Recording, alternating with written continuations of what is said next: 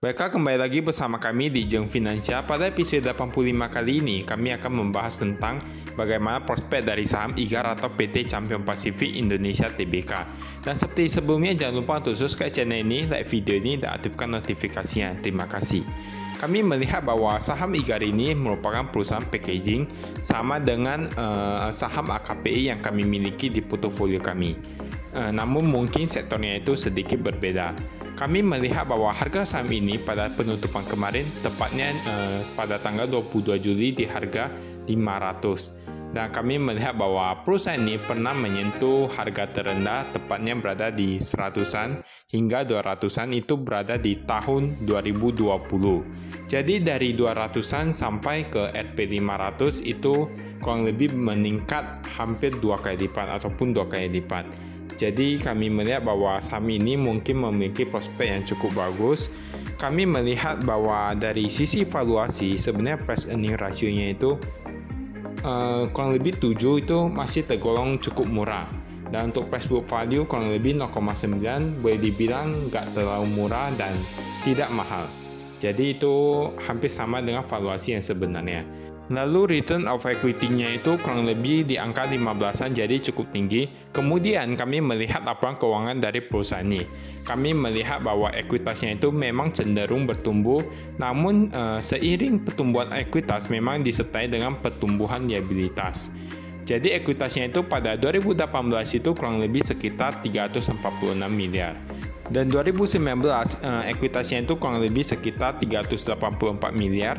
2020 meningkat cukup pesat menjadi 425 miliar. Jadi ketika terjadi krisis, perusahaan ini mampu meningkatkan ekuitas dengan cukup tinggi pada tahun 2020. Lalu 2021 itu meningkat lagi menjadi 494 miliar. Dan 2022 kuartal pertama itu meningkat lagi menjadi 512 miliar.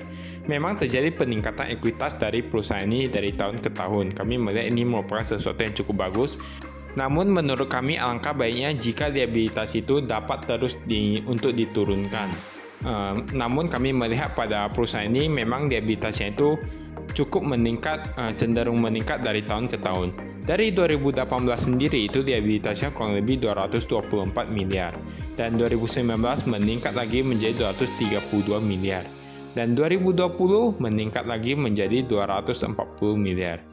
Pada 2021 terjadi peningkatan yang cukup tajam menjadi 314 miliaran. Dan 2022 kuartal pertama menjadi 337 miliaran. Jadi liabilitasnya itu cukup cenderung meningkat juga. Jika dibandingkan antara ekuitas dan liabilitasnya itu memang ekuitasnya itu sendiri masih lebih tinggi daripada liabilitasnya. Jadi boleh dibilang masih cukup baik. Dan labanya sendiri memang juga meningkat dari tahun ke tahun. Kami melihat pada 2018 sebesar 33 miliaran kurang lebih, 2019 kurang lebih 43 miliaran, 2020 menjadi 44 miliaran, dan 2021 meningkat cukup pesat menjadi 73 miliaran. Dan 2022 kuartal pertama mereka sudah dapat meraih 18 miliaran. Walaupun kami melihat bahwa 18 miliaran itu hingga ke 73 miliaran itu memang agak cukup jauh, namun kami berharap bahwa pada kuartal kedua perusahaan ini dapat terus meningkatkan labanya dengan lebih cepat lagi. Kemudian kami melihat bahwa perusahaan ini memang cukup konsisten untuk membagikan dividen. Namun pada tahun 2021 itu kami melihat sepertinya perusahaan ini tidak membagikan dividen. Dari 2017 kurang lebih sekitar 4, 2018 4, 2019 itu RP5, jadi meningkat 1, dan 2020 meningkat 1, 2021 tidak membagikan dividen, dan pada tahun 2022 ini meningkat sebenarnya sama menjadi RP5, dan kalau tidak salah itu pada bulan Juli tahun ini. Kami melihat bahwa sebenarnya perusahaan ini labanya lebih banyak berasal dari sektor farmasi daripada sektor non-farmasi. Walaupun kami melihat bahwa industri farmasi dari tahun ke tahun itu seharusnya terus meningkat, karena kami melihat bahwa Seiring bertumbuhnya populasi manusia, tentunya kebutuhan akan farmasi akan terus meningkat dan perusahaan ini seharusnya dapat mengambil keuntungan dari hal itu. Namun karena pada tahun 2020 kita tahu bahwa kita dilanda oleh virus COVID-19 dan mungkin kami melihat bahwa saat ini untuk virus COVID-19 ini kasusnya sudah mulai menurun, mungkin akan sedikit untuk mengurangi keuntungan pada perusahaan ini dari sektor farmasi. Namun seharusnya perusahaan ini dapat terus meningkatkan keuntungan dengan lebih banyak lagi dari sektor non-farmasi.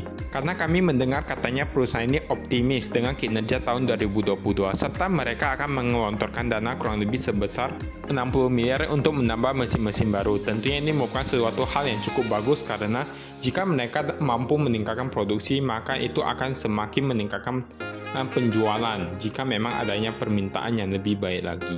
Kalau menurut kami sebenarnya kami melihat bahwa perusahaan ini memang merupakan perusahaan yang cukup bagus.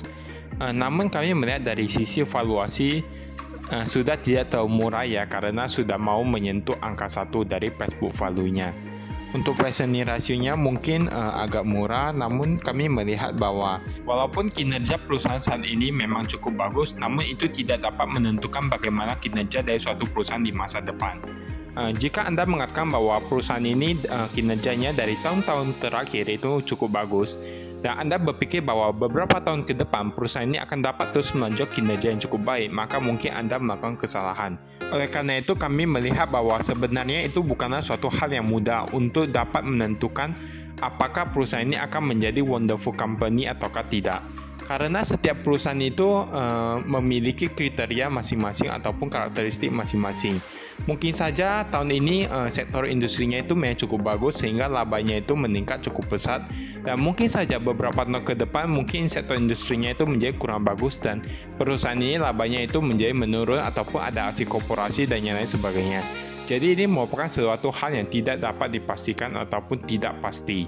Dan inilah yang membuat mengapa pasar saham menjadi begitu menarik karena setiap orang dapat melihat bagaimana perusahaan itu bertumbuh, setiap orang dapat menganalisa apakah ini merupakan perusahaan yang akan menjadi the next wonderful company ataukah tidak. Jadi setiap orang memiliki persepsi masing-masing. Baiklah, itu saja dari kami dan jangan lupa bahwa keputusan pembelian berada di tangan Anda sendiri. Apakah saham IGAR ini merupakan perusahaan yang bagus atau tidak? Apakah harga saham di SP 500 ini sudah termasuk murah ataukah tidak? Anda dapat melihat laporan keuangannya di berbagai sumber ataupun mencari informasi dari berbagai sumber tentang perusahaan ini. Baiklah, itu saja dari kami. Sekian dan terima kasih. Salam investasi.